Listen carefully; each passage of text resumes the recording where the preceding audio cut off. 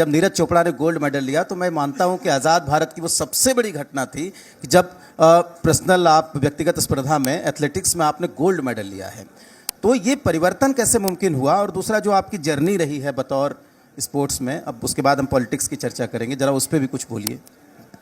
I think देखिए, जैसे मैंने आपको बताया कि अगर हम डेवलपमेंट की बात करते हैं तो नेचुरली एक स्ट्रॉन्ग इंफ्रास्ट्रक्चर डेवलप हुआ है इंडिया में।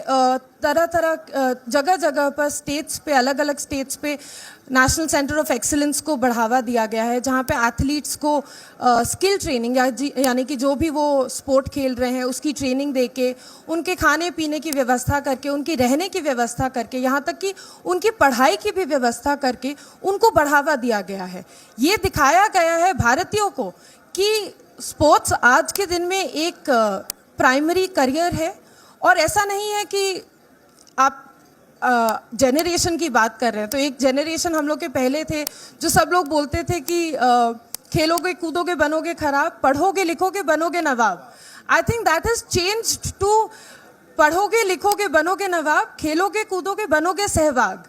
सो now that sports can also be a primary career, ये सबके मन में आ रहा है। और ये कहीं ना कहीं इंफ्रास्ट्रक्चर डेवलपमेंट की वजह से हुआ है। एक बहुत बड़ी टीम जो खेलो इंडिया जैसे गेम्स को बढ़ावा दे रही है इंडिया में, जिससे कि स्कूल लेवल पे, यूनिवर्सिटी लेवल पे बच्चे आगे बढ़ के खेलना चाह रहे हैं, माँ बाप उनको खेलने से रोक नहीं रहे। तो एक टोटली जो एक सोसाइटी का माइंडसेट था उसमें चेंज आया, उसमें परिवर्तन आया है और ये हम लोगों को अपने सामने दिख रहा है। एंड आई थिंक अगर मैं अपनी स्पोर्टिंग करियर की बात करूं तो समय कुछ कम पड़ जाएगा क्योंकि 16 साल का ये करियर रहा है। चर्चा फिर मैं जाऊंगा अगले सवाल की तरफ। एक I just share a very important story that is very close to my heart. जब हम खेलते थे तो शुरुआत के दौर में हमारे फादर ने हमको कहा कि बिहार को रिप्रेजेंट इंडिया में। सो ऐसे ठीक है।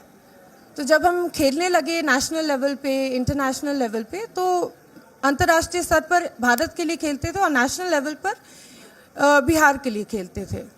एक समय आया जब बिहार की तरफ से ना कोई कैश अवार्ड मिल रहा था, ना ट्रेनिंग का कोई सुविधा मिल रहा था। तो हमने अपने फादर को जाके बोला कि पापा ये तो सही नहीं है, कुछ मिलता नहीं है, तो क्यों नहीं हम भी दिल्ली के लिए खेल लेते हैं या किसी और स्टेट के लिए खेल लेते हैं या ONGC जैसे फेडरेशन के लिए खेल लेते हैं। तो उन्होंने एक वाक्य में सिर्फ हमसे ये कहा कि जब माँ बाप गरीब हो जाते हैं तो क्या बच्चे अपना घर छोड़ देते हैं? आज बिहार गरीब, और ये 15-16 साल पहले की बात है। एक बार जोरदार ताली। उन्होंने कहा कि जब आज बिहार गरीब है तो क्या तुम बिहार को छोड़ दोगी, और अगर तुम ही बिहार को छोड़ दोगी तो फिर बिहार का साथ कौन देगा? ये 15 साल पहले की बात है और आज भी जब नेशनल लेवल पे हम खेलते हैं तो बिहार के लिए ही खेलते हैं, बिहार के लिए ही जीतते हैं।